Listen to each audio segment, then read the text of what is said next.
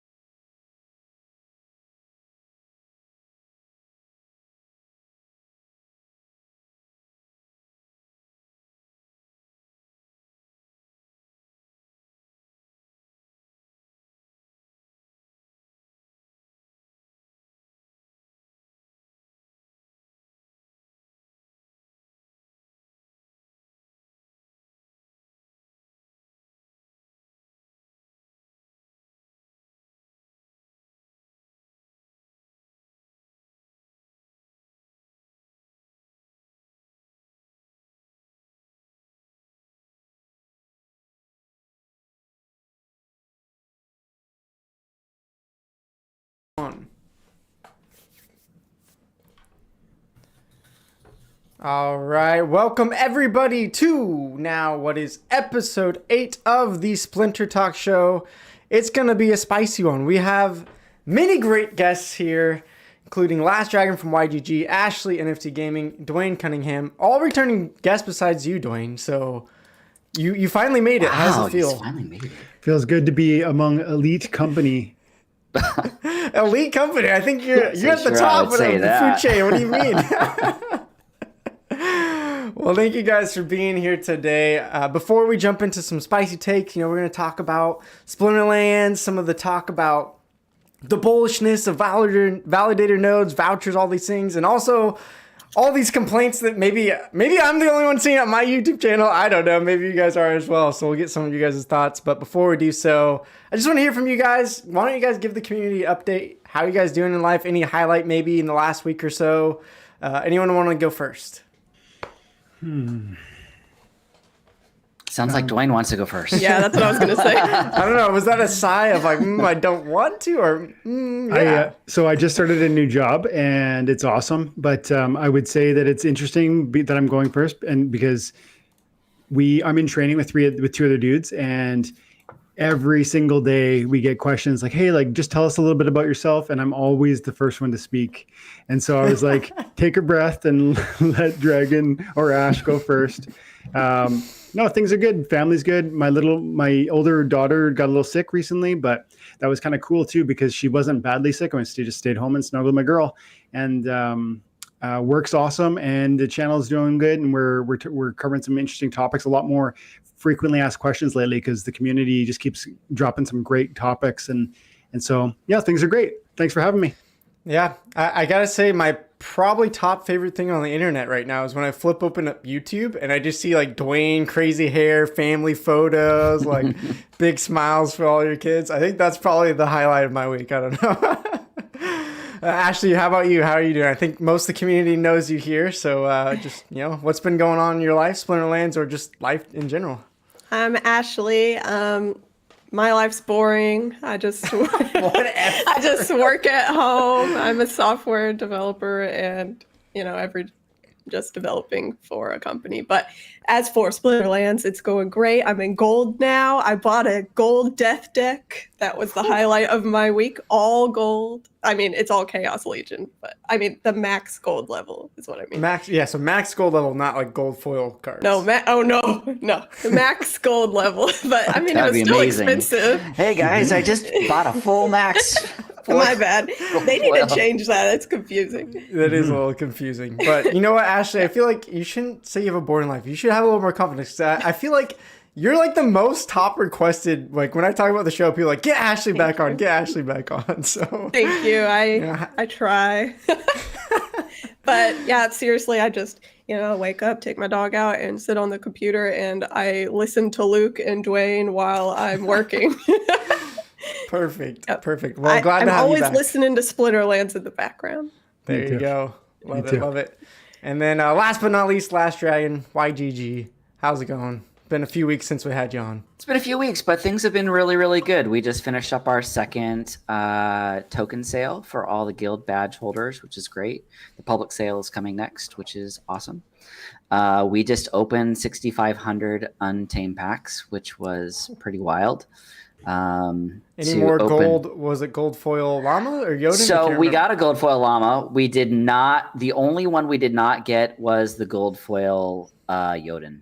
I think we got everything else. So we were hoping on that final one that Luthien would bring us some luck. And honestly, we still opened a ton of like llamas and Yodens and like 3 kitties and everything else that in that session. So we're like, all right, we didn't get the gold foil llama, but we got kind of everything else. So you now have a max level champion deck. Those are all your cards, right? Oh yeah. I just transferred them to my personal account. Totally cool. No, we're all drooling the entire time, when we're opening this stuff. But honestly, the YGG SPL has been going great. I think the thing that I've enjoyed the most is just, it's really not about like what Dwayne is doing and what Luke is doing and what I'm doing. Like everybody is so collaborative and working together. And I think that is what I love the most about it. Yeah, there can be some friendly competition here and there, but everybody just wants to work together in this environment. And I think that's probably what I enjoy the most. So, yeah. I mean, that's what I love about this podcast, just bringing you guys on. I've had a couple of new people reach out, like, let me on. I'm like, sweet. Like, I don't even know who you are, but I'm ready to hang. Like, let's do it. So, yeah, I totally agree. The level of collaboration is super fun, and it's just a great community for the most part. For the most part. I mean, every community's got to have some crazies, right? It's just bound to happen in this universe. But speaking of competition, that will be a good segue into our first topic tonight. I figured since Ashley was here, we got to talk about it, right? We got to talk about it because you had this excellent series. There's been a bit of drama in the community, specifically around UA Shnapoon. You also had an interview with Haffleblue on there. from these win trading accusations to calling them bots. Eventually, essentially what happened was based on UA's post is the support staff of Splinterlands actually told ZenSports like that they believe this. ZenSports banned them from tournaments. And then, there's this Dave McCoy investigation, Ashley's interviews. It's just kind of been this crazy, I don't know, like it's been some cool conclusions, but I first want to go kick it to you, Ashley. Just what was your involvement? Like, how did you get involved in this kind of drama and trying to help the solution? And what has that been like from your perspective? Well, I first became friends or Twitter friends with Ue on Twitter. I followed him and he had a giveaway. He was giving away a card he won from Dwayne. And so I won my Thaddeus like level 3, I think, or 2, I'm not sure, but from him. And I was like, dude, this guy's cool.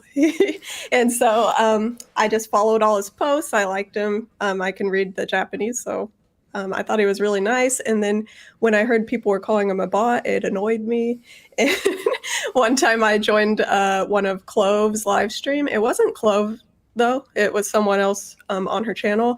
And everyone in the comments were saying, Ue, Schnappun are bots. Why are they in this tournament? Blah, blah, blah. And I was like, this is not cool because I know they're really nice guys.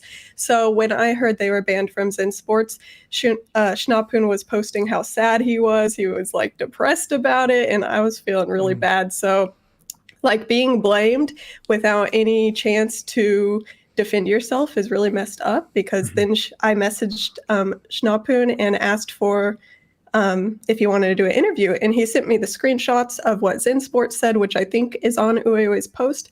But I didn't like how they were like, we got emails with screenshots and we banned you.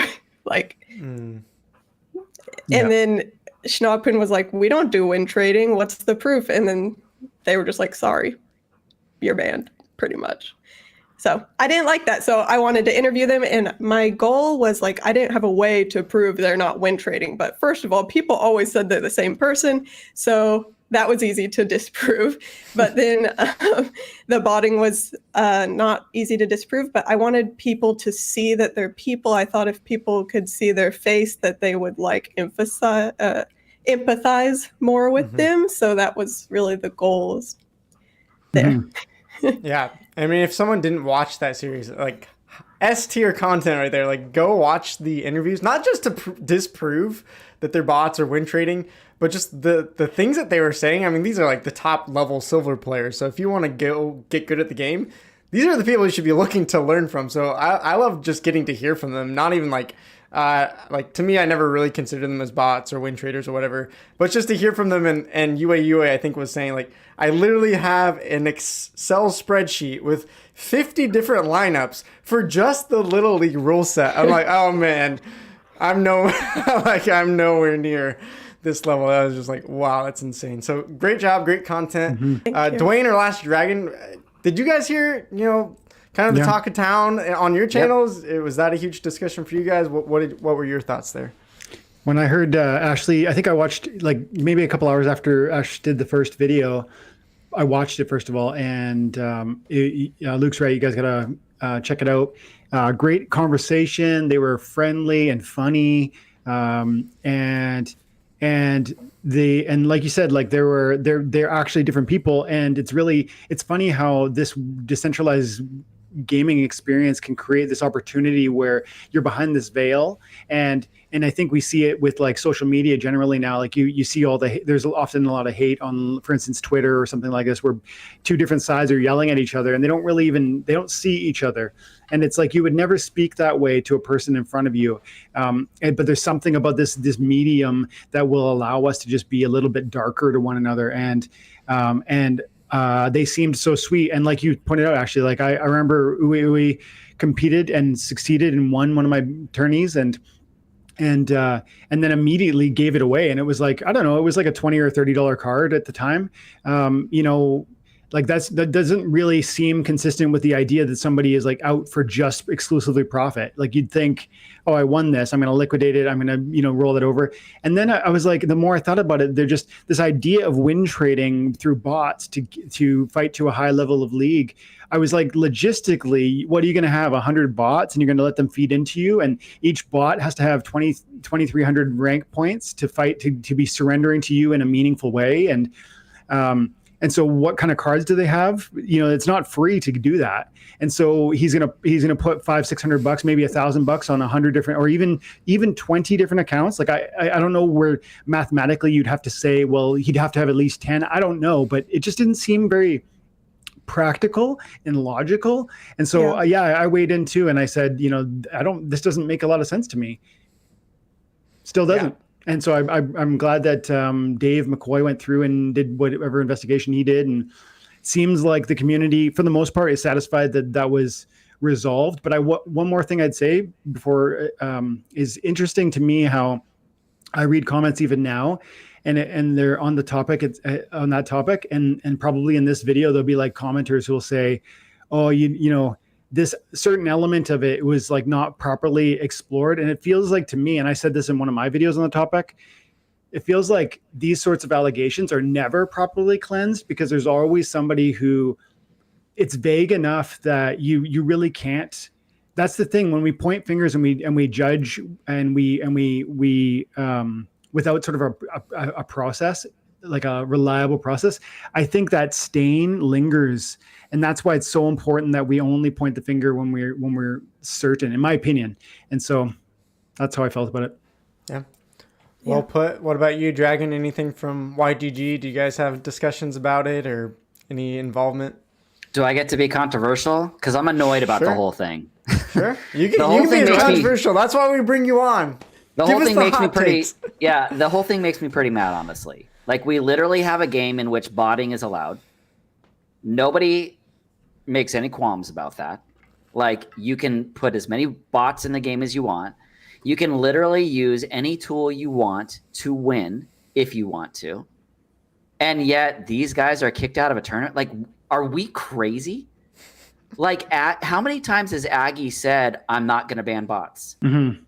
How many times just so you know, it wasn't Splinterlands that banned. No, it wasn't. No, it wasn't. But my point is that Splinterlands itself allows you to use whatever tool you want, whether it's a piece of paper or it is anything that if you went to a Las Vegas casino would be considered cheating. They allow you to do whatever you want. I mean, we can talk about what's the site that we all were talking about the other day? Splinter Tools. Right. So you can use Splinter Tools. That's okay. You can have a bot in this game, and yet these guys are going to get booted out of a tournament. Like, to me, that's completely asinine. Like, absolutely ridiculous. And it would be different. In my mind, it would be different if Splinterlands themselves, if Aggie and all those guys were like, nope, we're cracking down on bots. We're not going to allow any tools like this. And I think I said this to Ashley after I watched the thing. It's like, okay, so we're going to do it like chess tournaments then.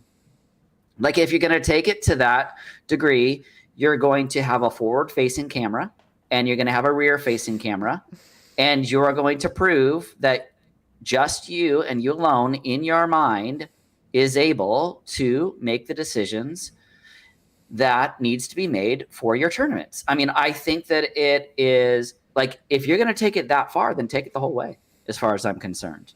Like, if you want, to say there's absolutely nothing extra is allowed. And quite honestly, I think Weiwei is brilliant. Yeah. I think the guy is one of those guys that could literally go to a casino, play a poker or a blackjack table, and he can count the cards in his head. He is that smart. And there is nothing wrong. What did he do? Like 180 win streak the other day? It's insane. On stream. So that was Schnappun, by the way. Yeah, okay. So both of them are insane. Really smart. Like, insanely smart. So in my mind, and I would shout it from the rooftops, I think it's double standards. I don't have anything to do with ZenSports, and I know that they're trying to keep fair play and all that sort of stuff in place, but I think that unless you're willing to go down the path of, all right, 2 cameras, all right, we need to see what you're doing. Okay, show me your screen, show me your desktop. Unless you're willing to do that, I think that I think they owe them an apology, honestly. Yeah, well, and I think the interesting point, I didn't fully jump into this because I didn't feel like I had enough knowledge of all that was going on. But just reading through Yui, is that how we're calling him, Ashley? It's Uwe. Uwe. His post, he was like, I'm not actually blaming ZenSports. He said the problem was that the support staff of Splinterlands believed these accusations and passed on the word to ZenSports, which I thought was really interesting. I was like, that's kind of, that doesn't look good if Splinterlands support staff was the ones who just believe these accusations. So hopefully this is a good learning lesson. And, I think we're all on the same page here. And I think hopefully we can all move on from this. And I'll read kind of his statement in this because I love, if you didn't read his post on the witch hunt, you go read his witch hunt post because it was really brilliant what he said. And he has the English translation there as well. But I just love this quote. He said, "Please ask yourselves, are you not slandering and insulting certain players without any solid proof? Are you not part of the echo chamber that further reinforces and further spreads the belief?" And I thought that was just really well said. Like, kind of as you're saying, Dwayne, unless you have actual proof, like you can ruin someone's reputation, even if it's completely false, as you said. Those types of, things linger on and can really affect someone's reputation. So I love what he said. Like, let's maybe watch our tongues, try not to throw shade, throw the false things until you actually know for sure. Whether you're a staff member, whether you're just a player, community member, it doesn't matter. I think we all need to be held responsible for these things. So well, look at what he's having to do now, right? Yeah. So now he's going on stream. They're both going on stream, showing how good they really are. Almost the opposite of what anyone else is doing to prove that they really are that good. So now there's this like lingering cloud over the tournament to prove that no, I'm amazing at this game, and when they shouldn't have to prove that they're amazing at the game. So. Yeah. And I think that's the one benefit is, especially with Ashley's interviews, people that got to know them. And I've had so much fun, Ashley, since you did that interview. I'm like, Schnapoon had sent me a translator for the ZenSports tournament a long time ago. And so I pulled that out and started using it. Now I'm like tweeting at them. I finally get like 1 win out of 10 against them. I'm like, I did it. And I tweet at them and they're just hilarious about it. I love seeing them on Twitter. Luke's become fluent in Japanese. Always typing in Japanese. Yeah, no, if you want the translator, just go to deepl.com. Apparently, Ashley, it works pretty well, right? You're saying it works kind of? It works pretty good, yeah. Enough that you can a lot better than Google Translate. So I recommend that one. But I wanted to add that, like, anyone watching this stream, if you have any doubts or you just want to, watch their stuff, Schnapoon has Twitch, and he's been streaming there recently, like every morning in our time in America. Night for him in Japan. And last time it was not 180 win streak, but it was 111, which is still really high. Yeah, so he streamed most of it live. So that's crazy. And he does giveaways during the stream for people who just start talking in the chat. So there's that. And he's been giving away a lot of cards. And then Uwe gets on his YouTube channel sometimes, but right now Uwe is doing the Uwe hunt event where you can hunt him down. If you beat him, you'll get 1,000 DC, and you just have to tweet him with the picture of dead Uwe on it, and then like it's a Yoden picture. And has anybody beat him? One person from our Krill Crew guild beat him, and Uwe tweeted it out. He had a 1% chance in that battle, and the RNG took him down. I was like, oh my gosh. I wonder if he would be willing. I need to reach out to him because I wonder if he'd be willing to come on the weekend challenge as well. Because we've talked about how it would be fun in middle of the tournament itself to have individual battles. And it would be fun to have some of you guys there as well, just to come on and let's see if you can beat Dwayne. Let's see if you can beat Ashley. Luthien has already decimated Cydrake, and I think he had to sing in Spanish for his loss. So anyway, that's awesome. I'm glad that he stood up for himself too. Yeah, and Amalio, how do you say their name? Amayo. Oh, sorry, Amayo. They beat them too, or they beat Uwe too. So I saw that on Twitter. Nice job. And last thing to wrap up, shout out to Half-Blue because we didn't. Well, half blue because I know he wanted to switch. I keep wanting to say Half-Blue, but Half-Blue because his English was really good as well. I know he was worried about it, but it was great. Yeah, he's funny. And I am really confused why they banned him because he plays in gold. He doesn't even play with them. He's not usually on the leaderboard. Yeah, I'm like, poor guy. Hopefully they figured it out because I think the community has started to figure it out, and hopefully, I think the community rallied, which is amazing. Yeah. We have heard back from ZenSports about maybe last week, and they said they're not going to budge on it. So that's the last thing I heard. They said they had too much evidence. Okay, well, that was their word. We'll see. Okay.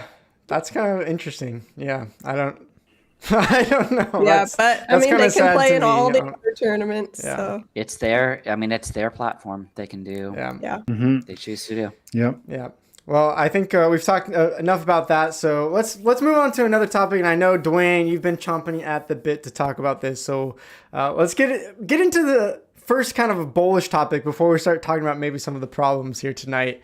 A couple of weeks ago, we haven't done a podcast last week, and they talked about validator nodes. Now we have the price of them with all the SPS and vouchers. But before we start talking about the details and why you guys might be bullish on them, if you are, can anyone just give me like a quick... For someone that doesn't know crypto, maybe is just in the gaming side of them, how would you explain validator nodes? Like, what's the importance? What do they do? Does anyone feel like they have a good technical, like just layman's terms for these things? Let me take a stab at it. Is it, so first of all, do I need to answer it like a Jeopardy question with a form of a question? Yeah. Of course. What is, Alex, what is the system by which the blockchain decisions are overseen and validated? Because every piece of information that gets processed through the blockchain, in our case Hive, this is all happening on Hive, right? It has to run through the blockchain, and there are validators. They're called on Hive. They're called I forget what they're called, a different phrase, but the witnesses, they're called witnesses. And it's this idea that these 21 or 50 people, they run a software program that oversees, monitors, and then tracks and stores the data that's actually happening in a way that verifies the accuracy of those claims. Because picture the 21 different computers running the software, and it's possible that one of them is recording wrong data, and then the others are weighing against that, and the system is saying no, like these 20 are in consensus. That's the phrase, consensus. They agree, and therefore that's what the blockchain records. The consensus. This is called the consensus mechanism, and it's the way that the blockchain verifies what actually happened, who won those battles, who owns which money, where did that money go from and to. All of that stuff has to be tracked and validated. And so that's what validators will do. They will oversee certain decisions that we will eventually vote on with the SPS governance. And it's that mechanism through which we can have a trustless governance system where we might decide we want to burn X amount of SPS, or we want to change how DEC works. And then these validators will track and ensure that our actual votes are being there's a consensus around that. Yeah. Well said. I want to hear from you guys in terms of like, are you excited about this? Do you think it's a big deal? It's a security situation too, right? Mm-hmm. For sure. Yeah, go ahead, Dragon. So if you don't have enough, you can, potentially be compromised as well. As we saw with what happened with Axie. But I would say that what we're seeing I think that what we're seeing with Splinterlands is very similar to what we see with Gala, right? Because Gala has like 75,000 nodes as well that are all part of their ecosystem as well. So, I think that the amount of additional security that it gives is something that is pretty important to the ecosystem. I might be wrong. I'm pretty sure though that it has to do with security as well, right? Yeah, the funds, like picture if there was no oversight in this way, how would we know that when your computer reports X amount of DEC was just received, how does the blockchain know that that's a valid claim? So you're right. It boils down to a security issue because the validators need to come to consensus over the fact that those funds were sent by someone at a certain time to someone else, and that is recorded, and then it's irreversible. And that's the important part of these. So then they have to be trusted. And that's why it's important that they get in some situations, they'll get voted in, or they'll hold X amount of the token and that'll buy their way in or something like that. They become stakeholders and then we trust them as a result of it. Yeah, and the more validators, the better is kind of what you're getting at, Dragon. I mean, that was part of the problem with Axie, right? Is that they only had a certain amount, and then someone hacked a couple. Was it only 9? Or was it 9 I think they hacked 4 and had control over one other one or something like that. So because you had to have 51% to be able to have the majority and to be able to get a hold of the money. Wow. And they were able to do that. Yeah, everybody was very surprised because you're talking about hundreds of millions of dollars, right?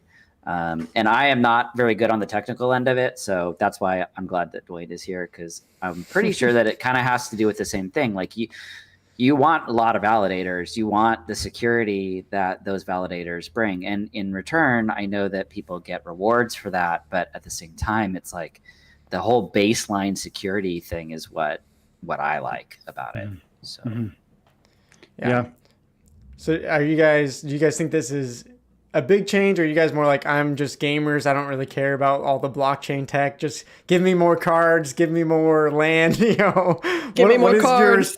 What has your response been to this announcement? Is it exciting? Is it just whatever? Who cares? For you me, guys know how whatever. I feel, Ashley. For me, I don't fully understand all of it, honestly. I'm confused. So I'm glad Dwayne can explain it. Yeah, and that's why I asked the question, right? Is like, I think there's gonna be a crowd of like blockchain nerds who are like, okay, this is cool, and I know all the details and the tech behind it and what it means. And then Ashley, like you, maybe even a little bit like me, I'm just like, I kind of think I try to wrap my head around these things, but honestly, I'm here because it's a cool game. So like, I understand the importance of it, but in reality, I think there's a chunk of players who are like, I don't even know what a validator node is, right? And so maybe for them, it wasn't a big deal, right? When Matt is like, this is the biggest deal in the world right now. I agree. I understand what you guys are saying. And I'm not like the biggest techie either about this stuff. Like I've learned as I've gone along, and I understand and I believe in the importance of blockchain as a revolutionary technology that's going to change how we do all of our finance, including owning assets in a video game. I really believe that. And I think this is so special that I think it's really going to be important to wrap our minds around it. Even me, like I feel like I've got a loose grip on it. I did a video recently where I said like Rondon sets the record straight or something.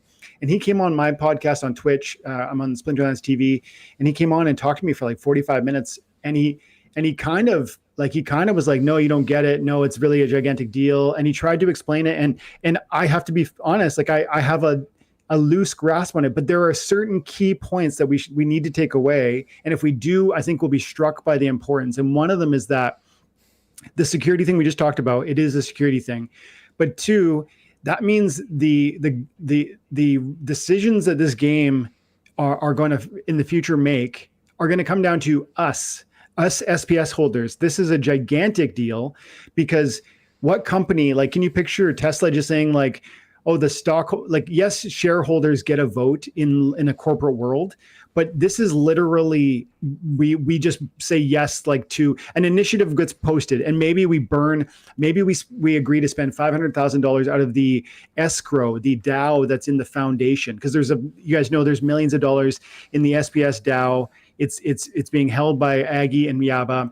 There's something like 5 to 10 million right now. And the idea is that we would govern that as SPS holders. And so we will literally decide how we use that. And what if we just said, someone proposes an initiative, we want to spend $500,000 and we want to get SPS listed on Binance. And we could overnight decide to spend that money out of that account because of this new model of governance, as opposed to just petitioning to 2 leaders of a game. And all of the myriad of changes that could mean. And then the one more quick thing, the SPS, how it's changing. These nodes are being sold for SPS and vouchers. SPS and vouchers are limited in number, and there's only so many in circulation. And yes, there's a lot of them, but this is a mechanism that you're going to see tons of SPS and tons of vouchers be deleted forever. All of the vouchers that go towards these purchases of these nodes are deleted, not like stored somewhere. They're gone forever. And then the SPS that goes into the buying these nodes, and there's 60,000 nodes, and they start off at 2,000 and 3,000, 5,000, and so on. All this money, this lots and lots of money, millions and millions of dollars, is going to, 80% of it's going to disappear of the SPS, and 20% is going to go into escrow, which we control. Like, those are the facts that need to really, like, everyone who is interested in Splinterlands, even if you just like the game, should wrap your mind around, because it affects the supply of these assets that we hope to get for playing. And so this is a huge part of why holding SPS is a long-term very bullish, because of what I just described quickly. Yeah. And I think there's been some people that have been excited. I've heard other people kind of push back, and Dragon, I kind of want to get your thoughts, because I know in YGG you guys already have some governance, but some of the people are just like, is it really actually decentralized? Is it really actually like we're going to have any power? Because isn't all the, top 5 SPS holders, aren't they just going to control everything? And my measly, 1,000 SPS for voting or governance or whatever, like, it's not really going to make a difference. And that's kind of the pushback or attitude I've heard from some. So Dragon, I know YGG has launched some governance. What has it been like for you? Because I know you've had to, even as a content creator, for them run things through that, right? What is that like? Yeah, so the first thing that I will say is that centralized governance is way easier. YGG SPL, and the reason why I say it's easier is it's because what we all understand. There is one boss who is another person's boss, who is your boss, who tells you what to do. We all understand a centralized structure. Military understands a centralized structure. Like all of, I would say, Western culture specifically understands a centralized structure. When you go decentralized, the difference is that it doesn't matter if you hold 10 SPS or 1,000,000 SPS. Your 10 SPS still gives you the right and the access to vote. And you can still go to that person that has 1,000,000 SPS and say, hey, I have this idea. Would you collaborate with me? And would you help me put forward governance? And that's been the big, so YGG SPL is 100% decentralized. People can put proposals together. We've already done, I want to say 10 or 11 snapshot votes that have already happened. And you know how a lot of people, I don't know how close you follow Axie, but a lot of people are saying, hey, just do the simple stuff, like show people how to do the governance. You don't have to let the community crater it into the ground. Like, you can do the easy stuff, the low-hanging fruit, to show people how to put a proposal together, how not to put a proposal together, and kind of have some guide rails. That is exactly what has happened with us. We have started very simple, everything from the logo that we use to what it takes to be an official YGG SPL guild. Like, all of those things get debated on. It's I know that Knight has kind of said it's a lot like Congress, where you're sitting there behind the scenes trying to get the votes, or you're sitting there openly debating. So for instance, this is common knowledge now, we have a really big Quest initiative that's happening in partnership, YGG Core plus YGG SPL. If you do these certain things, you can get YGG token and YGG SPL token. You guys, it was 4 days of debate. Like, it was 4 days of 4 to 6 hours of everybody hashing out, tugging, pulling. Hey, what if we do this? No, I don't like that. I'm not going to vote for that. Like, I'm going to vote for this and this and that. Like, it was literally this back and forth for all and everyone who was a YGG SPL token holder had the right to be a part of this debate. It didn't matter if you had 1 token or 100,000 tokens. obviously there's respect that happens based, you're weighted based off of the respect you have in the community and how passionate you are about it. And you can't battle everything, right? So, but guys, I'm telling you, it is an incredibly hard process, but it is an incredibly beautiful process at the end of the day. And everybody feels like their voice was heard. But you have to be willing to go through the process. Like, there is not one person that comes and goes, okay, this is what we're going to do. You're going to get 6,500 packs and it can be yours. Like, it's going to go to your personal account. Like, you have to get, I think we have 188 wallets. You have to get a 51% majority to make that happen. So the governance itself it's hard, but it's amazing. Like, it feels so good at the end of that, knowing I got to weigh in. Like, I feel like my voice was heard. And it didn't matter if they had been there since the beginning or they had just come in. It didn't matter. Like, your voice is your voice, So I would say that, yes, we have gone through that very heavily. It is amazing and hard all at the same time because you're almost fighting against everything you know. So it's really, really easy to say, and when we're hearing a lot of things in the Web3 space, it's really easy to say we want to be decentralized. I don't think a lot so Aggie, you have been in middle of this project for 5 years now. You've poured your heart, soul, blood, tears, and now you're willing to say, but the community owns it. That's hard. You guys, that is hard. This is giving up your business, baby. Yeah. Yeah. But if you give guide rails and you do it right, you will see that the community does not want to crater your project. They want it to be better. And if you're a majority share, you can also have that guide rail there too to make sure that they can't. And I think that's the part of it. But if you're the organization that's willing to truly go through the process, and by the way, I haven't seen too many organizations that have actually done it. They say they want to do it, but they haven't gotten there yet. I really think the community will surprise them. Yeah. And I think that it will be absolutely incredible and way better than they ever thought it would be. So yeah. I think that kind of what you're saying is like, it's a beautiful experience. It's a painful experience. And I think for most people, as you're saying, we just haven't actually gotten to experience it. So whether even if you don't know the tech side, just like trying to understand decentralization, there aren't really any games I would say right now who are doing that to the level that at least Splinterlands wants to achieve. And we'll see if they can pull it off, and we'll see if it works out to their vision. I don't know. I think we're still a long ways away. So we can have plenty more conversations about it moving forward. But I want to give a quick snippet to this conversation, not too long, but even just based on this announcement, we've seen SPS vouchers pump just a little bit, or vouchers more so than anything else, I think. And Dwayne, you're saying you wanted to talk about that. Is that, what are you doing with vouchers? I personally sold off a little bit of mine because we saw the same thing with Waka pump to $2. And it's like, you know what? Last time I didn't take advantage of this. I want to sell and get a little bit of cards because, I want to build up my deck. And so that's what I've chosen to do. But, I'm not someone with a ton of vouchers, so it doesn't matter too much to me. But what are your thoughts on vouchers?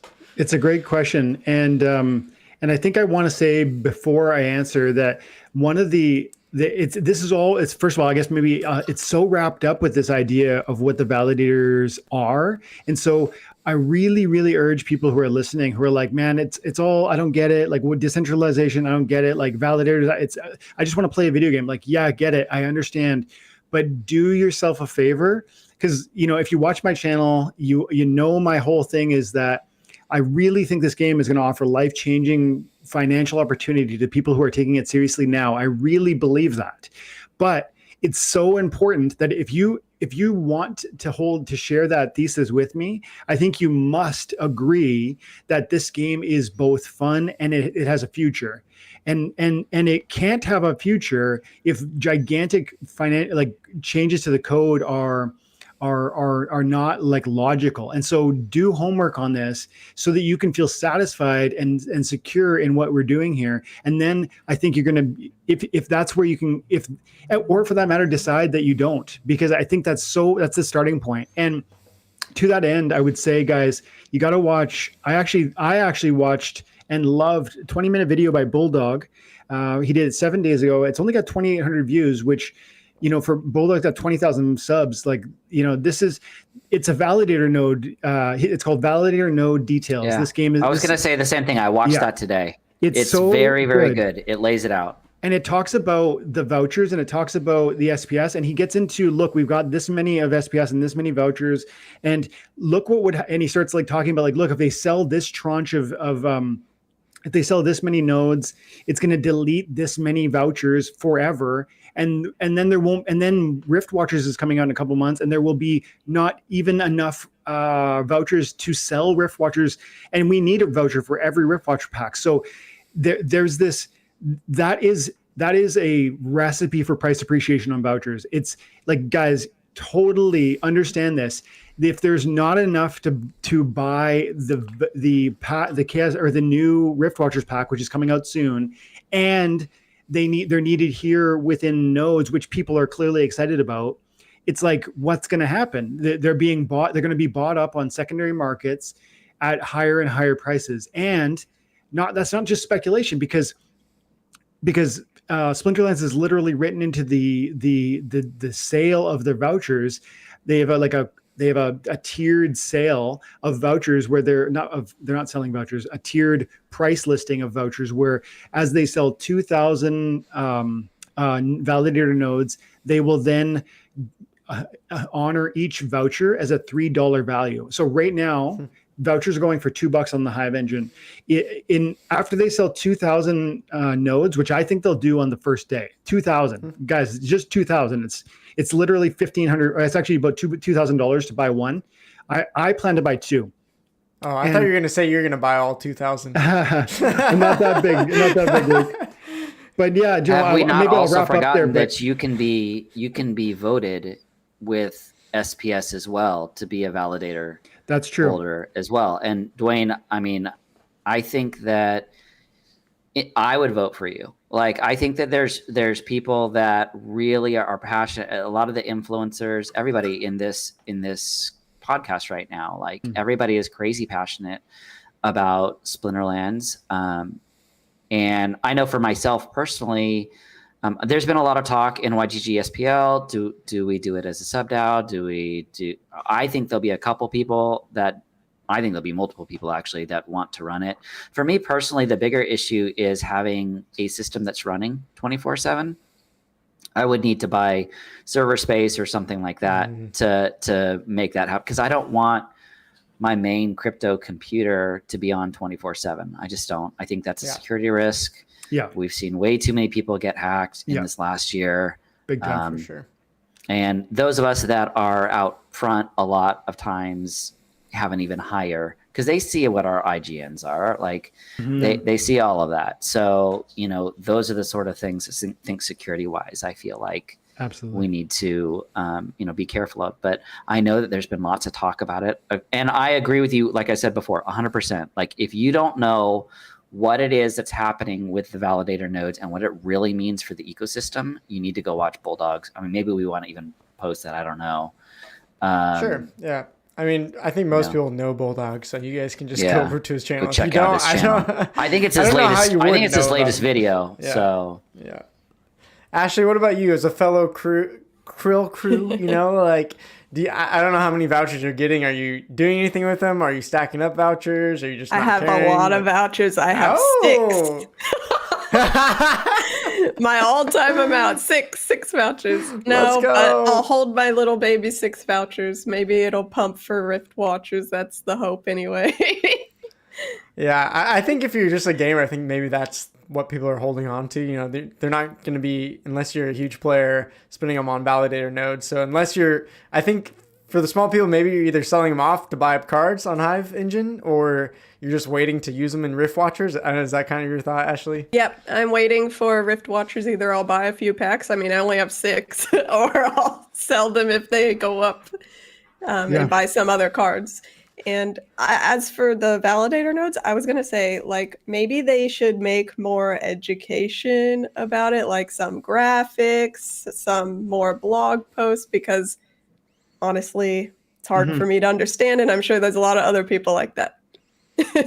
And I know Bulldog's video was good, but I think Splinterland's producing some educational content on it would help people get more excited that don't know about it as much. Yeah, they need to hire all those YouTube channels that are like the Crypto Simply Explain, got the little like whiteboard stuff. You need the infographic thing. Like if you go to the Gala website, they've got a whole bunch of infographics that show exactly how the node structure works. And I think that because a lot of us are gamers and we're not crypto native first, we don't fully understand it. And I know that, I mean, I have access to like NightAv and stuff like that. And so like the dude literally spent 2 hours with me explaining at the very beginning, a year ago, like, what is a hardware wallet? Oh, you mean the assets don't actually sit on the USB key? I mean, like, seriously, you guys, there's a lot of us that are just gamers and we just really enjoy the game. Totally. To understand crypto stuff. It took me maybe a year to fully get it all. And now this node stuff, I'm like, what? Well, and then having to potentially get a server, to be able to run it 24/7, then you got to pay for that, but yet you're going to get SPS. I understand that it is going to pump the SPS and the voucher price. I understand that part because it's going to burn a ton of that. I also don't know about you guys, but I feel like in the space where there is a lot of people in the crypto space that are money first and ROI first, do you guys feel like Splinterlands in general is not necessarily that? I mean, yes, people want to ROI, but they genuinely like the game. Like they enjoy playing the game. Like it kind of is still, I mean, Dwayne, I know that you've spent a lot on it. I mean, is that something that's in your head, like ROI, ROI, ROI? Or are you thinking to yourself, no, I believe in the project, It's super interesting that you asked that right now, because actually I got a comment on my YouTube channel earlier today from a guy who supports my channel and always drops amazing comments. And he goes, I think the question was something like, what's it going to take for Splinterlands to grow bigger, faster, like get more players? And so I actually think it has to do with what you're talking about, where it's like the thing if you look at games like Axie that really blew up bigger than even Splinterlands did, I think the ROI grew so much more rapidly, even though we had a really big boom in the end of last year where card prices went from next to nothing into I went from about $30,000 worth of cards to $130,000 worth of cards, American, in probably August to November. August to November. And so that's crazy. But I feel like Axie offered that maybe in a bigger way around the Axies, the land, and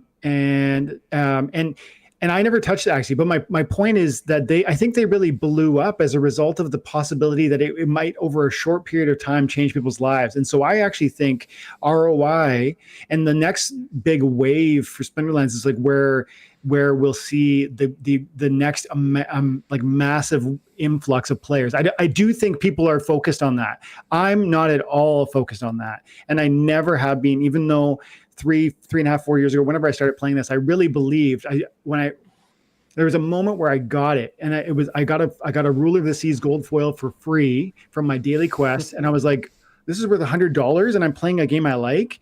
This game is for real, and I need to actually take this seriously and invest my time and attention in a way that will, over 4 years.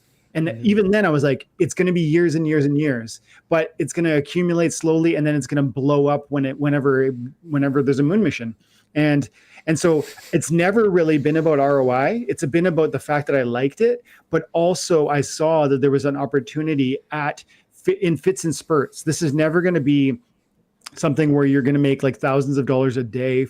But it might be something where you don't know that. No, what I would say, you don't know that with a node. You don't know that. Oh, maybe that's true. Maybe if multiple nodes. I was actually going to say that because if you look at Gala, for instance, right? Last year when it wasn't just Gala, the market itself was very, very bullish. We saw Bitcoin mooning. We saw Ethereum mooning. Like everything was just skyrocketing, right? And a Gala node gives you Gala coins every single day. Mm-hmm. If something like that happened, like Bulldog is predicting, if that something like that happened this summer, and you're getting SPS, you're basically getting printed money every single day. I'm not saying that's going to happen. This is not financial advice. Yeah. But I'm saying you are being rewarded for your investment. And I know I said multiple times, I've said it multiple times on Game Hunters. If I had the opportunity to buy a Gala node at $2,000, because now it costs almost $100,000, ROI is like 3-4 years. But if I had the opportunity to get a Gala node when it was just at $2,000 and then it mooned and it went, I think Gala went up to like 84 cents or something like that per coin. It's crazy. Like that is a lot of money. But just one more thought before really interestingly, I think that's so true, but that's not for everybody. There's only 60,000 nodes, and even you have to have a good chunk of change. Like most of the world's not going to do that. But where I really see the value proposition with Splinterlands, and this is messaged directly to the Krill crew, because like you know we're not dropping hundreds of dollars to get into the game. Like I watched the videos, Luke, and it's like, how can we do this on a budget, right? And playing the game is going to give you daily rewards and season rewards. And over years of playing it, they will accumulate in trivial ways. But then it's like when there is another bull run, those cards will go from 2 pennies to $1. And suddenly your trivial account blows up in value. Not like it's slow at first and then all at once. It's not magic. It's like these are limited number assets, and then you just accumulate them when they're cheap by playing, and then boom, later, 4 years later. But Dwayne, I want the magic. I want the instant ROI 10x within 2 weeks. That only happens with a hype cycle, and then unfortunately it crashes and a whole bunch of people lose money. I think that's the best part about Splinterlands, really, when you think about it. Like and I think that's why card games work in general as well. I think we've talked about that on this channel, because you don't just have one hype cycle. You have every set that brings a new hype cycle, which is great. Like in Axie, V3 was supposed to be a hype cycle, and it wasn't. Pegaxi has tried multiple different things to try and keep things moving, and it's continued to crash. Like we are seeing the direction that the Splinterlands developers have gone has worked very, very well. Well, some people would argue that it has not gone well. So that's a good segue, Dragon. Because are you guys ready for a little game? Ready. Okay? Podcast game. So I want to bring up all the different kind of accusations and problems that I've heard people comment about. You know, I made that video trying to explain some of my thoughts, got my, soapbox here, but I want to give you guys a chance, and we'll circle through back to each topic to talk about it. But for this game section, okay, it's just called problem or no problem. When I give the topic, you're just going to answer no. You can't explain it at all. You just get to say problem or not a problem or no problem. And if you're like, it's like 75% of a problem, but 25% not a problem, you can't say that. No, you just say problem, okay? So I'm going to give you the list of the main things I've heard people complain about, and I want you to just respond real quick, problem, not a problem. So you guys ready? Let's go. All right, okay. Spicy hot takes. Yep. Here we go. First one, Chaos Legion pack supply too high, too many of them. No problem. No problem. No problem. Okay. Higher ranks not earning enough to incentivize players to push into higher leagues. No problem. Higher ranks not pay. Say it one more time, Luke. Yeah, higher ranks not earning enough. There's not enough incentive for players to push into those higher leagues. I guess I'm leaning towards problem. No problem, I guess. But they're gonna hopefully. No explanation. No explanation. We'll come back. We'll the reward change. No, we're talking about current problems. Sorry, I cheated. On the flip side, rewards are too low for newer players with smaller accounts. Problem. Of course, I'm going to say it. No problem. Okay, perfect. Let's see. Team's vision of a decentralized game to the point where bots and multi-counts are allowed. Problem.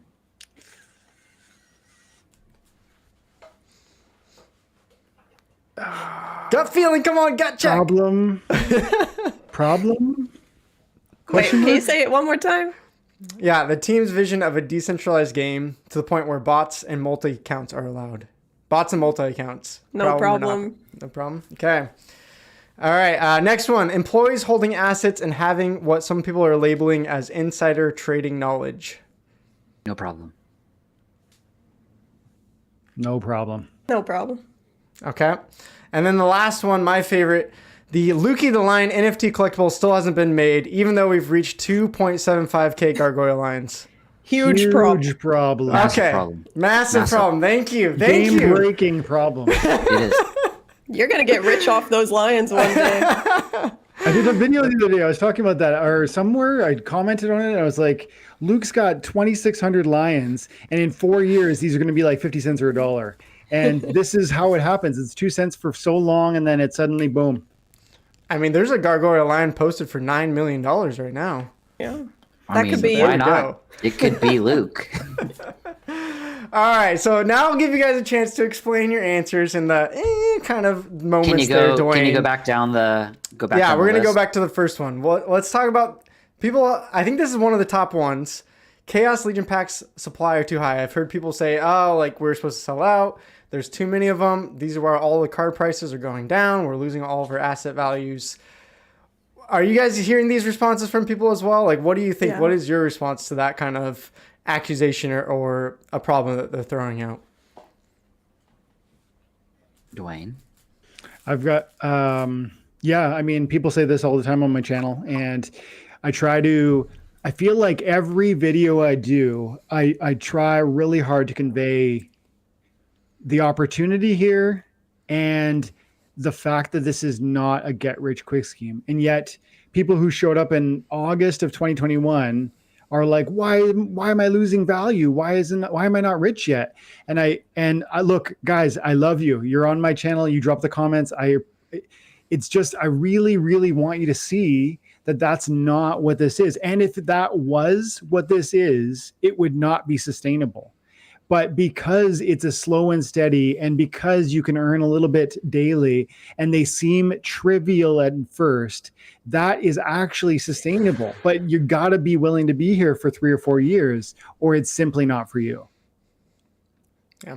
Ashley, what are your thoughts? Chaos Legion pack supply. I mean, it could be that it's a little high, but I trust the team. They have all the data. So, and if they wanted it to last a year, I think it's probably going to last around 1 year. So Seems like it. that was their plan. So These last few weeks, we've sold about 6K packs each week. yeah, and we're in giving a out, down so- market. So Yeah. I'm hoping if crypto, recovers, I don't know if it will, but I'm hoping that would go up.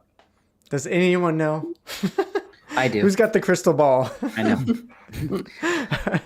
I think that people complain when the prices are too low, and they complain when the prices are too high, and you can't have it both ways. That's a great. So if you want to get an example of what it will be if it continues to go up, then look at Axie Infinity. You could spend $1,500 to $2,000 for a single breeding Axie less than 6 months ago. And the entire market is bare right now. And you have the opportunity to play a game that you really, really like. And I think the volume of packs that we are seeing allows more people to onboard. And for the record, YGG SPL is not really doing any sort of scholarshiping because if individuals want to do it, that's great. But there are 2-cent cards out there on the market right now, like 3-cent cards right now. Like you can play, what did you say it was? Like $50, you can play the game. Mm-hmm. And I think what we have all been complaining about in regards to Web3 is that you've got these NFTs out there that are $10, $20, $30,000 that are not worth $10, $20, $30,000. There's no utility in it. And you can actually get cards right now and truly play this game for $50. Like that allows a lot of people to play. Last year, if you would have looked at this in August, $200 got you nothing. You couldn't It got play. you I to know. bronze 2. It got you to like not even bronze 1. Like seriously, Yeah, it silver didn't 3 get you to power bronze is one. $600. So now you can spend you literally have the choice. So last year, what we were telling everybody was you need to go buy singles. You need to go buy singles. You need to go buy singles because you're not going to know. And now it's like, well, you can go buy singles if you want. They're pennies, which is great. But I still, and I know Dwayne has explained this time and time again on his channel. Splinterlands is in itself a burning mechanism, right? You have to have 400 commons to be able, right? It's 400, right? Yep. 400 commons to max out that common. As time goes on, you max out the common, and then there are 400 or 399 less of those 1-star commons. It in itself, the system allows it to become more valuable. And it's a slow drip. If you guys want a hype cycle, you're in the wrong game. Like, this is a game that literally lets anybody who wants to play it. Yeah. Like, how can we complain about that? Right. Well, I think that's part of the problem, right? Is that the team has been clear. We want packs so that new players can actually get into this game. And we want packs for the entire year. Now, I think what happened was there's this huge narrative during that bubble, during that, September, October, where literally everyone's talking about it's going to sell out day 1, or at least in week 1, or at least 1 month, right? And, obviously that's not the case anymore. And so, even the team got to the point where I think, on the town hall, some of them were saying it's going to sell out real quick. So I think we all built it up in our minds that it was going to be this, hey, if we buy a pack, we're instantly going to be able to flip it a month or 2 later for $8. We're going to be able to open up these cards and instantly, because all packs are sold out within 1 week, boom, they're going to shoot up in price. And of course, now that we've seen things slow way down, it's the complete inverse of that. And, I think it depends on your perspective, right? If you're mostly in this for the ROI, like you're saying, Dragon, for the investment, then of course, right now, you're going to be pissed. You're going to be sad. You're going to be, that's what happened to me when I started first investing in Bitcoin. Went straight from $1,000 investment to 500, and I was like, "Oh my freaking gosh, what the heck did I just do with my money?" Right? But for a player, it's like, okay, I feel like as a Krill, even though people give me gifts, like I want a max level silver deck, and I still haven't been able to complete that. So I'm like, kind of also rooting on the other hand as a player. Please let the prices drop even a little bit more for me. But that's just my perspective. Me too, just for the record. You know what's interesting though? Oh, sorry. Go ahead, Dragon. No, go. I'm just saying I'm rooting them for them to go lower too. Yeah, because I want the prices. cards. I want the cards. Yeah. I want to play for cheap. You know what I sense though, Luke, is that, and I'd love to hear you guys' thoughts. It seems to me that most people don't have that energy that you just threw out there, Luke, where it's like you say you have a confidence that if it went lower, you would get more cards. I think most people are right now refusing to buy them because they've been going lower. And I see it in my comments. And then, but a couple months ago when, such and such card was $15 or $40, or they were like, oh, I got to get it now. And land was $500 and everyone needed to buy it. And I was like, I think I'm going to sell this now. And, and even DEC months before that, in like October of last year, I remember DEC was on like 2 pennies. And I was like, this is not a good idea. And everybody, it's just been constantly this cycle where people, when things are high, the masses are like, no, this is it. You don't get it. And then when things are low, they're like, oh, that's dead and you don't get it. And it's like, no, this is the washing machine. And you need to have the eyes like 4 years down the road where you can dollar cost average into a position because not just because you're dreaming, but because you believe, like I said, it's not just fun, but it's an opportunity and you actually think there's a future. And if you really believe that, you need to put your money where your mouth is at moments when things go down, because that's when you buy, not when things are flying up. Right. Well, and that's the thing is like, if you actually believe in the game and you enjoy it, as you said, for 3 to 4 years, yeah, Chaos Legion might not sell out to the very end of the year. You might not see your assets go up for the entire year. I mean, who knows, right? Like it could continue down until we hit another big, massive growth. And that's where in my video I said like, hey, if you don't believe the project's vision, if you don't believe and like where they're going, that's fine. Then like, yeah, sell it. Go find a team and vision and a game you do enjoy. I'm not mad. Like that's great. Like if you don't believe in it, you shouldn't be in this game, right? Because you're probably not going to get that instant rich gratification that, you know, some people are looking for. But if you're waiting for 3 to 4 years, if this game is still alive, there's no way Chaos Legion isn't sold out and the supply is drained and cards are combined. But you have to have that long-term view, right? And that's really hard. I mean, it honestly, like, I have empathy for those people because, like, it's never fun to see your value go down. It's never fun to see that number shrink. And, you know, it's emotional. It's not an easy thing to go through. And I don't think most people are, but you have if they're to just have here for the watched, game. Yeah. You have to have watched the cycle happen once. Like, I was here last June before the cycle took off with Untamed. And watching that is like, wait, this is normal. Like, this is exactly what happened with Untamed. And even if it takes a little longer for it to happen with Chaos Legion, the question you need to be asking yourself is the development team still developing new gameplay? Are they still doing new things? Are they, you know what I'm saying? Like, are they still adding value to the game that you're playing? Mm-hmm. And the answer to, I believe, name one dev team out there, literally, name one that is doing a weekly town hall. One. Just one. I've seen a couple, but every single week? Yeah, it's probably not as popular and free. I think it might be as frequent, but they're smaller projects. Like, Gala is doing it pretty often. They're pretty good. Axie, which is the biggest, arguably the biggest community out there, you're getting some different streams. You're getting like Axie chat and stuff like that, but you're really not getting very many.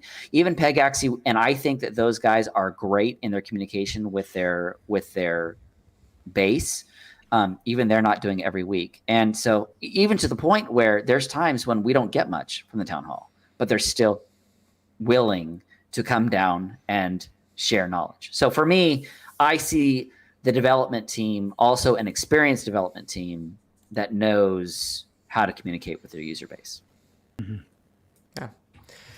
All right. Well, I think we're all on the same page as Chaos Legion pack supply is too high, or isn't too high. It's good where it's at least for now, from what we can tell, right? So let's move on to the next one, and I'll kind of combine those next two, and let's just talk about this reward structure, this kind of reconstructing the economy and the rewards and how they're going to be doing it. How do you guys think about it? Because I've heard both arguments of higher players aren't being rewarded enough, newer players aren't being rewarded enough. Ashley, I want to get your thoughts first. Like, what is your hopes and dreams for this rework that Splinterlands has coming up? Well, I do really hope they fix bronze. It's just too boring.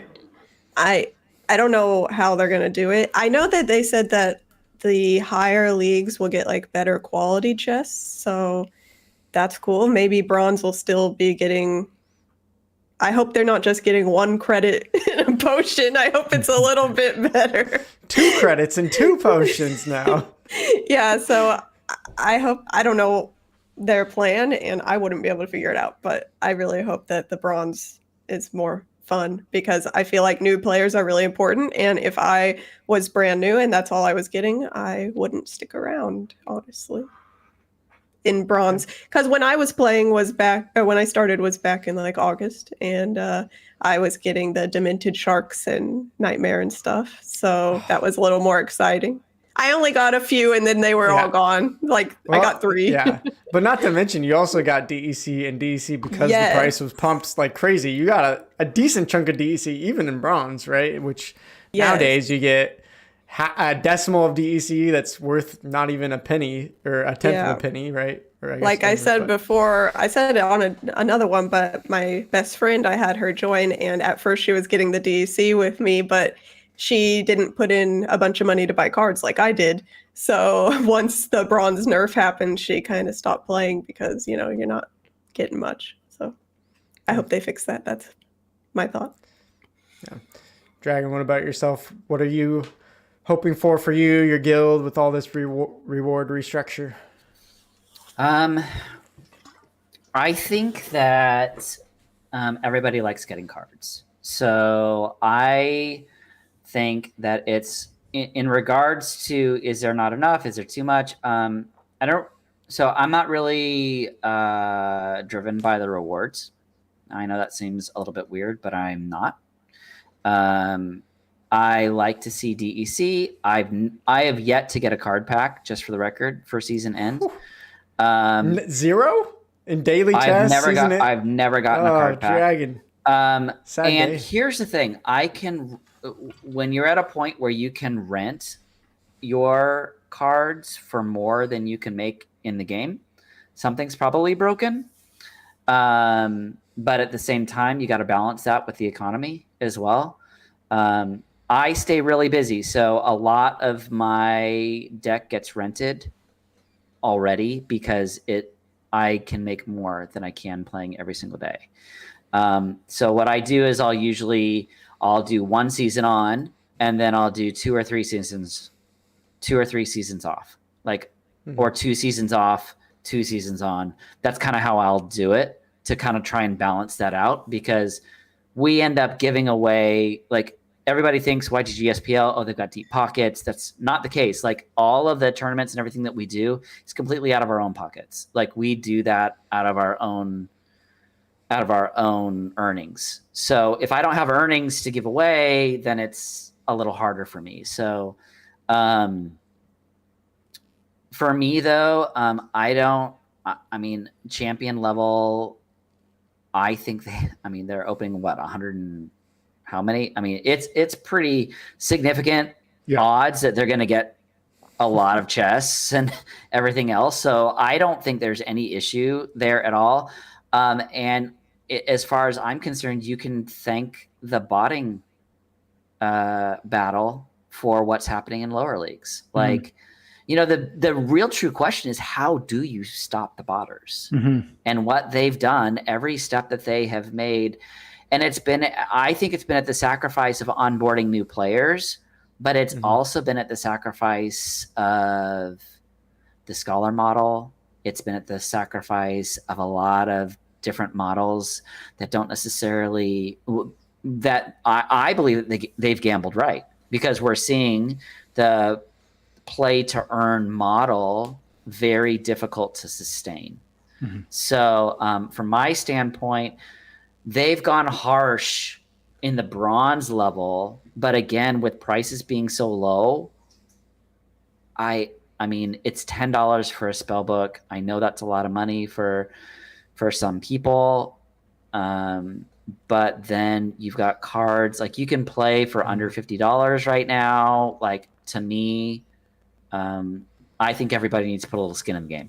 That's just me. I think everybody needs to put a little skin in the game. Once Modern League comes out and the power is cut in half, it's literally going to be $25 of card power to get to Silver 3, which again, $600 a few months ago. So it's crazy, the opportunity there. But Dwayne, I want to hear your thoughts as someone that is a higher level league player, because I've heard that the flip side of the argument, right, is that the rewards aren't high enough at the top to push people to want to get to gold or diamond. And people are saying, oh, well, if I just make 5 accounts in Silver 3, it's so much cheaper, and I'm going to get the same rewards than if I spend, $1,000 to get into Gold 3, right? Is kind of the other side of the argument. Do you feel that and sense that as a higher league player, or what's your thoughts there? So I guess a couple things. I think it's really important, this is my life philosophy, that whatever you get given, the hand you get dealt, you just deal with it. I never have thought to myself, even when I played this game, when I played this game 3 years ago, the DEC was worth nothing. And the cards were worth nothing. And yet I played it for fun. And I just understood what I was getting into. And so I've never really got there's too many, it's not working for me at bronze, it's not working. There's a lot of that. And I've always just thought this is a game I like, and I'm going to try and play it for a long time, and I'm going to extract value. So I kind of don't have any opinion really. But I would say that I've seen that the rewards are not, when you think about the fact that I've got probably $100,000 worth of assets, and I get 120 loot chests a season, which might work out to be $10 to $20 if I'm lucky, 20 being lucky, 10 being kind of normal. That's every 2 weeks. That doesn't sound like a lot of return for $100,000 US. But at the same time, Yeah, and yeah, I could do a bunch of different silver decks. What I generally do is I don't try to fuss about what I'm not getting. I just try to be, change my heart towards gratitude for what I am getting. And I've got, I think I have 8 or 9 accounts now, and I do scholar them out, even though Dragon's right, like they're not particularly productive. Like I put 4 to 5 Probably thousand losing money in them is the truth. I put 4 to 5 grand in each of them, US, and I'm getting probably $1 or $2 every 2 weeks from them. So I totally could rent them for way more money. But I really believe what I've said 1,000 times, which is like those rewards, those cards I'm getting through the play of those, the daily and season rewards that are being accumulated on those accounts.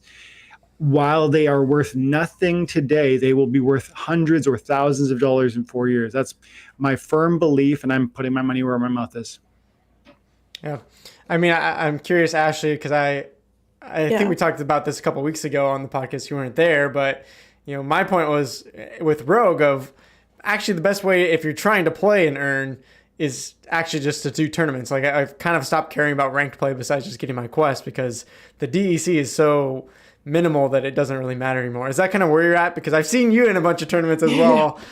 Yeah, the tournaments are awesome. I guess now that there's a lot more options, like I remember before Weirdbeard came, there wasn't many tournaments, but now there's a lot of opportunity for even bronze, or there's even some novice tournaments to earn more through those tournaments. So that's awesome. And I was going to say, like Dwayne was saying, like you should be grateful for any of the rewards. Yeah.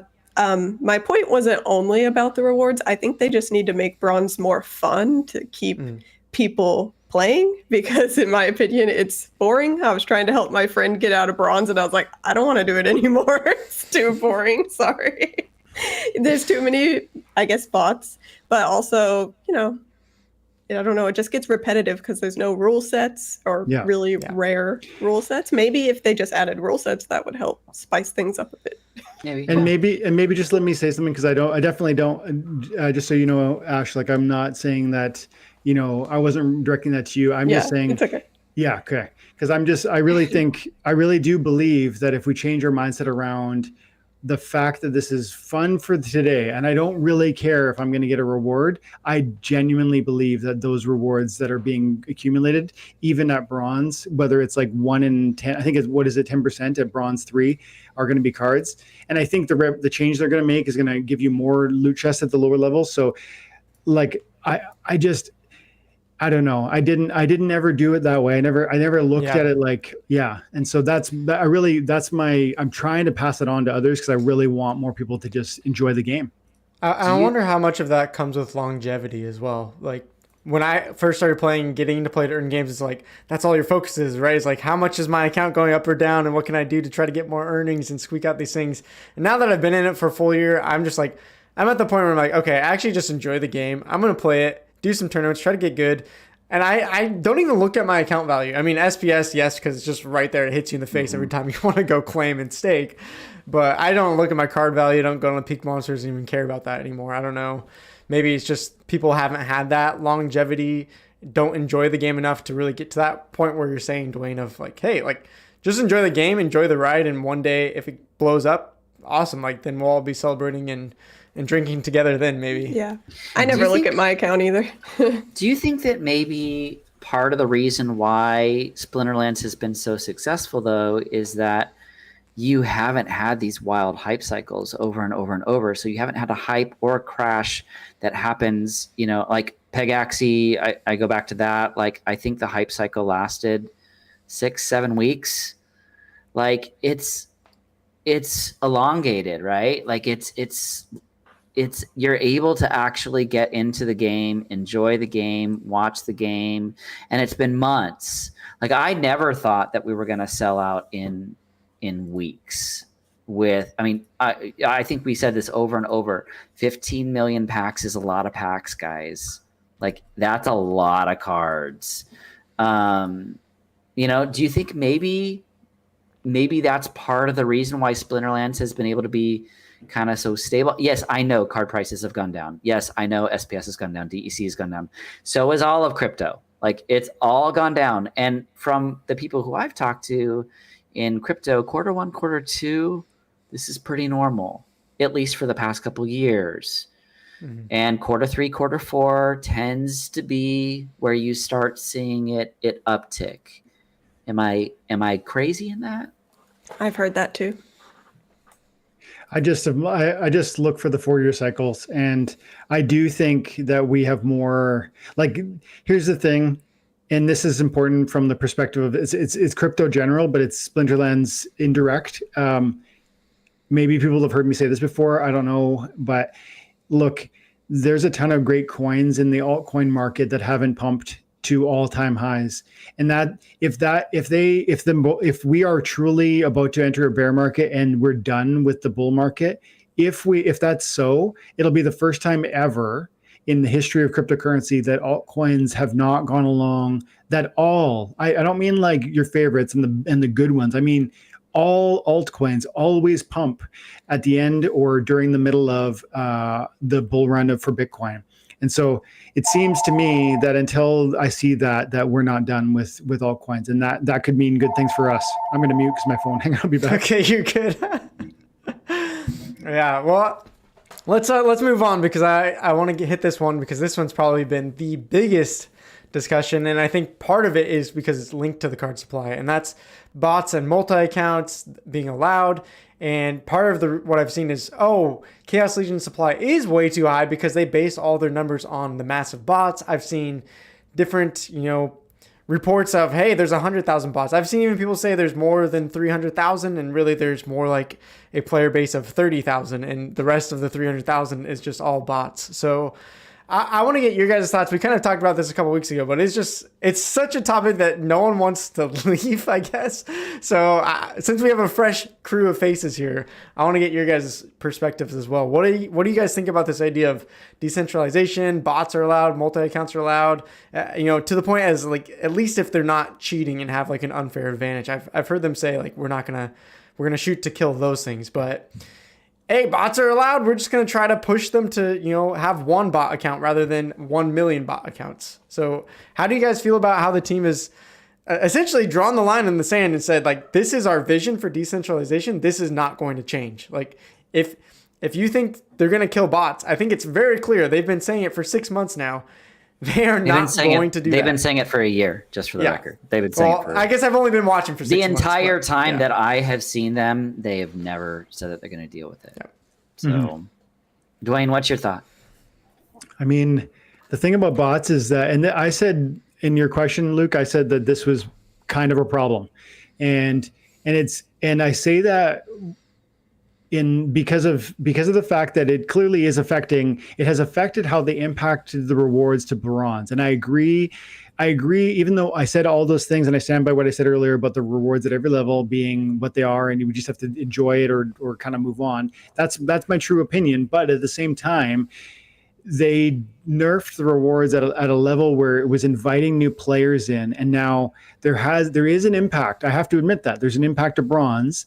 And yes, certain players are going to say to themselves, I don't really care. I'm just going to enjoy the game. But some players aren't. And that is, in my opinion, an impediment to growing our community. And so there is a problem there. But then again, the question is not just, is there a problem, but it's how do you deal with the problem? And I'm not convinced there's a logical way. I've heard so many different suggestions. And I think people who, when I read the suggestions, it's like, no, you don't really understand decentralization, because that wouldn't work. It's like they'll say, well, just check the IP or make sure that every you need KYC to sign into an account or something like this. And it's like, no, you don't understand at all the philosophy that's feeding into this thing, because they will never do that as long as the government doesn't force them to do it. And so it's just like, I don't know what to do. So I kind of say, and then one more thing, there's actually benefits from bots. Like, because there's so many bots, we actually get matches in faster. Because there's so many bots, we see a ton of free labor accumulating reward cards that put them onto the marketplace for cheaper than would be otherwise. So these are benefits that everyone enjoys, but no one complains about. And so there's two sides to the coin. Yeah. Ashley, how about you? What do you think about all these? I mean, I know you mentioned already the bronze experience is bad, but yeah, but I'm not against bots. I'm just saying bronze isn't fun. Maybe they can add some more features like achievements or I know they're working on stuff though. But anyway, about bots, I'm not against bots. I don't really have a problem with them allowing bots, especially after I saw your video, Luke. That was really a great video. Like you testing the bot for 2 weeks. Obviously, it didn't work well. I got like 10 potions out of it. Now I want to see. I want to see you. I want to see you test like a really, really good bot. Oh, For sure, yeah. I want to see if there's any difference in it. Like I would. Cool. If there's anybody who's listening right now that can give access to Luke for a high level. I know a guy. I mean, bot. we should just ask Steve. He said he bots out, I think, his alt account even in Diamond. Yeah. Like, Yeah, so we seeing want to a see a good really, bot- really good yeah, bot, not a That free might one. change my mind, but Yeah. for now, all I know is the bot you showed. I've never done it myself or anything. So Yeah. I'm- I mean, Dragon, I don't what have about a for you? I don't have a big opinion on it. Okay. I'm very against botting, honestly. We've heard the excuse for a year. Excuse me. I'm against botting for gameplay. You want to do it for arbitrage. You want to do it in the market or whatever else like that. I honestly don't have as much of an issue with that because if you even look at our stock market, bots are used every single day. It's used in crypto every single day as well for your high and low sells. I believe that botting has wrecked the new player onboarding experience. I think, and I know a lot of people in chat, I've seen them talking about it. A lot of people in chat have said the same thing. Without new players, then you are eventually going to have a dying game, right? Yeah. So, but there's the other side of that as well. So you're not getting free-to-play players, and you're getting people who are coming in that have skin in the game, right? So you're not dealing with extraction only, which tends to be one of the issues we've seen with free-to-play, right? Or play to earn. So you're not dealing with a user base that, and they've said it from the very beginning, we are not catering to the play to earn or the free to play user base. I think that actually is part of the reason why we're seeing the longevity that we have enjoyed, and why the stabilization has been there. You've got the Dwaynes who have spent a large amount of money. I know we've got people over at YGG SPL that have done the same. They've spent a very large amount of money. They believe in the project. It seems like it's, I just feel like it's not quite as based on the whole tokenomics. I've got to get ROI. I got to get the money out now, right? People believe in the project. But eventually people are going to want to ROI, and to be able to ROI, you do need to be able to bring people into the game in a reasonable manner. I think they may have swung that pendulum too far the other way. I understand why they've swung the pendulum too far the other way. But I think, but also, like, where do we draw the line, right? So you can't, and we talked about this earlier, you can have a bot. Plus, if you're a live player, you can use anything that you want. Some people do Excel spreadsheets. Some people write out all their combinations. Some people use a bot, or some people use something that will, give a percentage of win loss. Like I always forget the name. The Splinter tools. Splinter tools. Some people use Splinter tools. Some people use their own thing. Some people are developing their own thing. So where's the line? Do you want free? Do you want gameplay that is truly competitive? Because to me, using Splinter tools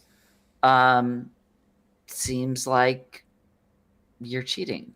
Mm-hmm. Especially if you're in a big tournament, like you go back to ZenSports or something like that. So, like we did used to have bots in tournaments that were in the Splinterlands tournaments. I don't know if they're still there.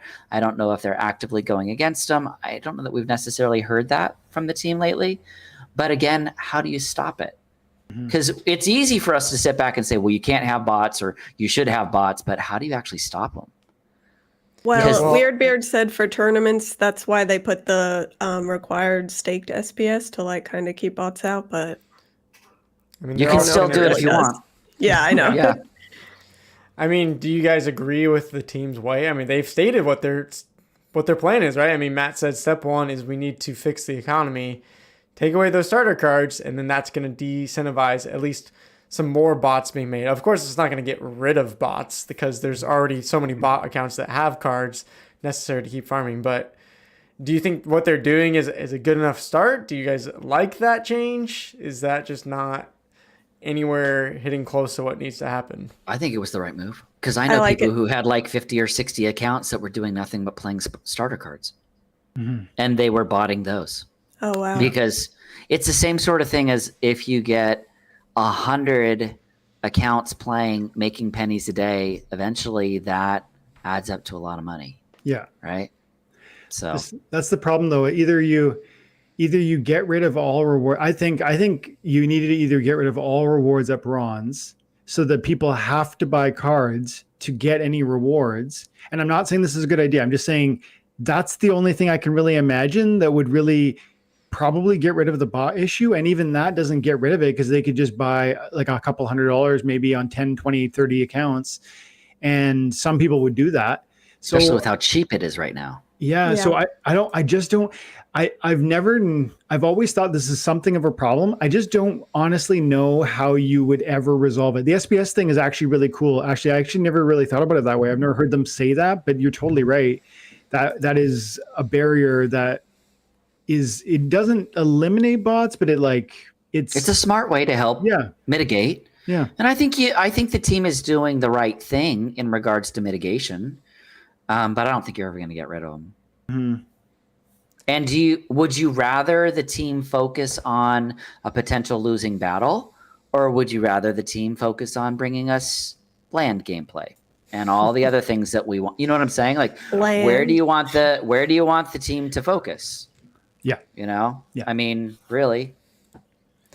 Yeah, I mean, I think the biggest reason why I'm hearing complaints is kind of what you said, Ashley. Like, it ruins the game at bronze, and what you're saying, Dragon, is a huge point. Like, we need to get new players in the game, and so that needs to be fixed in some kind of way, some kind of manner. And then the second one is this assumption of, oh, if everyone's botting, they're raking up all the DEC, they're raking up all my reward cards. And almost the flip side of your argument, Dwayne, of like, the reward cards are now cheap so we can buy them. Their argument is, well, my Oceanus that used to be $50 when I got them in as a reward now is worth $3, so now my rewards suck. And so like it's kind of feeling like my rewards are bad because of all these bots in the game. And so yeah, I think it's really just perspective. You know, it's like, are you wanting these cheap reward cards for now so you can get more of them? As you're saying, Dwayne, as they get liquidity. The DEC, to me, as I said earlier, like the rewards aren't of DEC, even at silver and gold, they don't matter too much to me. That's where I'm playing in tournaments, and I don't think there's really that many bots there. And if there are, I haven't seen that many that are actually good enough to win these tournaments, unless there's a player I don't know about. Maybe someone has some proof of that, but we know what happens when we accuse people of bots. So, you know, I don't know. I can see the arguments from both sides, but I definitely, you know, in ranked play, to me, it doesn't matter too much besides the fact that if new players can't enjoy this game when they come into it, as you said, Dragon, that is a huge issue. So, yeah, I mean, really good thoughts. I want to kind of wrap it up here. So, last kind of question here. I'll give you a chance to sign off, shout out, whatever you want to shout out. But at the same time, I want to know, we just talked about a bunch of problems here. So let's end on a happy note. As you're signing off, I want to hear a reason from you. Why are you still playing this game? Why are you still bullish on it long term moving forward? So, Dwayne, go ahead and you can kick us off here. So why am I still bullish? I mean, it really boils down to one thing, and I've said it before, but it's super important because new players are coming in and they need to hear it.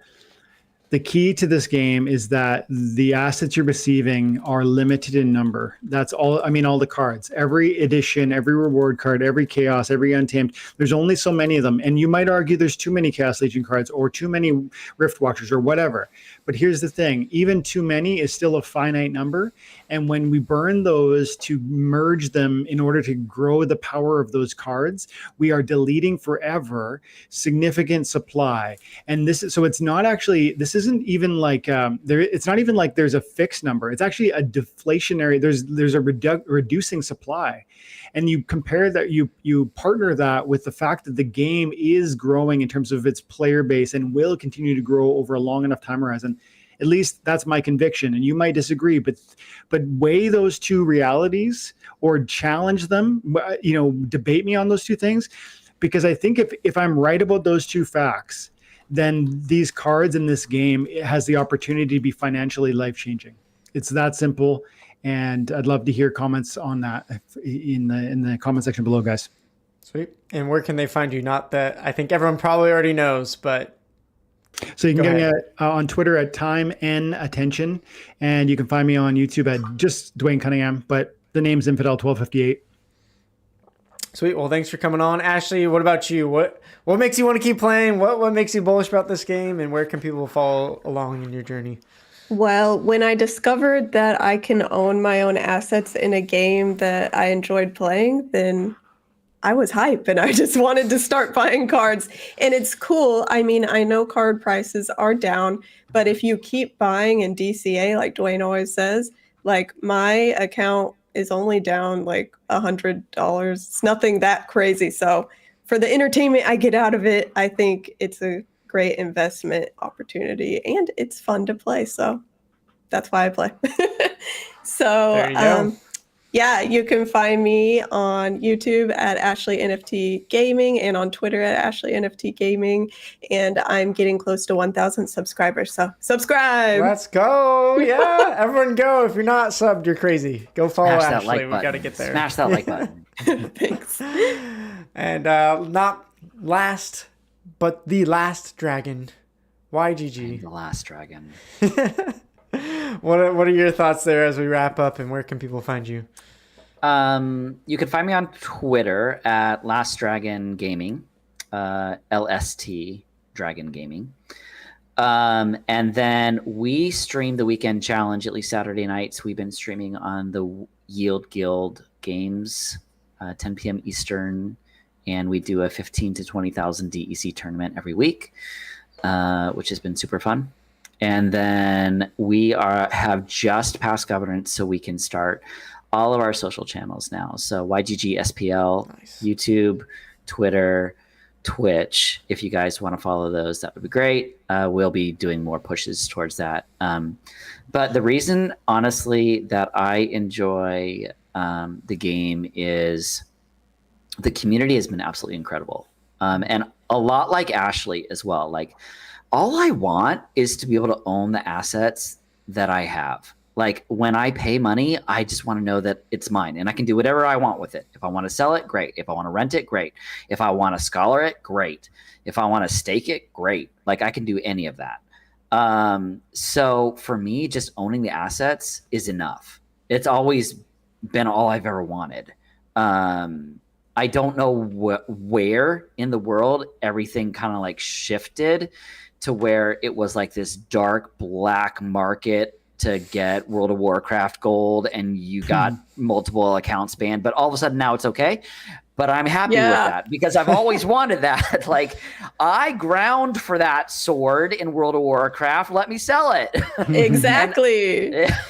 So that's kind of where I've been. And then the YGG SPL experience, that whole alliance, with over 300 players and everything else, just watching how decentralization is supposed to work. And it's a huge shout out to Knight AV, honestly. Like, the dude is literally, I've gotten a front row seat to see how decentralization can be such a beautiful process, like truly how awesome it can be.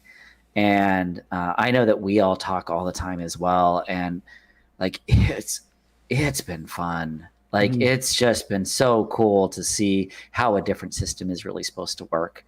And whether you're with YGG or Balthazar or Time and Attention, or the Krill crew, like, I mean, just the fact that everybody's working together to kind of try and figure this out together has been one of the coolest experiments I've ever been a part of. So, yeah.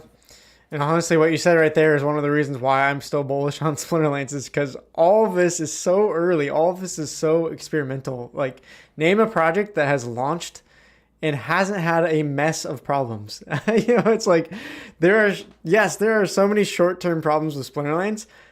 Same with every other project. And yes, there's lots of other projects I've reviewed that look great and they look great on white paper, but guess what? They haven't had to actually do things yet. And I think when people realize, oh, that, big name project, whatever it is, fill in the blank, all this, pizzazz and cool trailers and this tokenomics set out, I can tell you, and my guess is at some point when they launch, they're going to have a hype cycle, as Dragon said, and probably some problems along the way, just as Splinterlands is having now. So I understand everyone's pain here that may have some problems with Splinterlands. I understand it. I get it.